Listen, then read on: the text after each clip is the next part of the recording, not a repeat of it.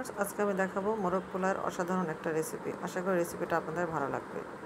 এবং কাঁচামরিচ শিলপাটায় পিষে নেব। নিচ্ছি কাঠবাদাম, কাজু বাদাম, পোস্ত দানা, গোলমরিচ 1 চামচ, কিশমিশ 1 চামচ, জয়ফলের 2-3টা টুকরা এবং জয়ত্রী হচ্ছে 4 ভাগের 1 ভাগ। একটা মুরগি 4 পিস করে নিয়েছি। সুন্দরভাবে লবণ দিয়ে মাখিয়ে নিয়েছি। চুলাতে কড়াই দিয়ে তেল গরম হয়ে আসলে মুরগিগুলো সুন্দরভাবে ভেজে নেব।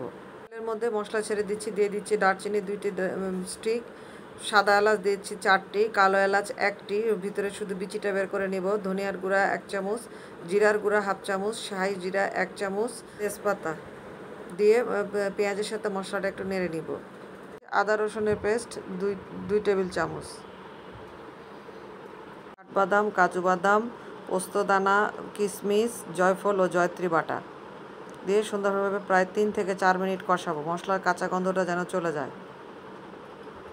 পেঁয়াজ ও কাঁচামরিচ বাটা দিয়ে প্রায় 5 থেকে 6 মিনিট আরও সুন্দরভাবে কষাবো। উঠে আসছে, তেলটা উঠে আসছে। এখন দিয়ে দেবো ভেজে রাখা চিকেনটা। মশলার সাথে ভালোভাবে ভুনে আসলে দিয়ে দিব ফেটিয়ে রাখা 1 কাপের মতো টক দই।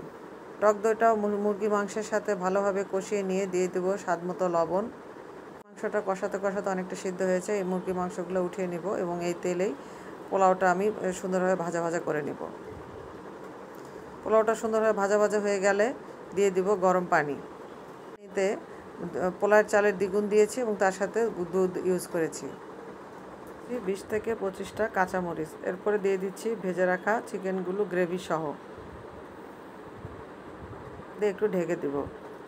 দিয়ে দিব পেঁয়াজ বেরেস্তা 1/2 কাপের মতো এবং গরম মশলার গুঁড়া 1/2 চামচ, কেওড়া জল 1 চামচ, ঘি 2 টেবিল চামচ দিয়ে প্রায় 15 থেকে 20 মিনিট ঢাকা দিয়ে মৃদু আঁচে রেখে তৈরি হয়ে যাবে মজাদার মোরগ পোলাও রেসিপি। আশা করি রেসিপিটা আপনাদের উপকারে আসবে।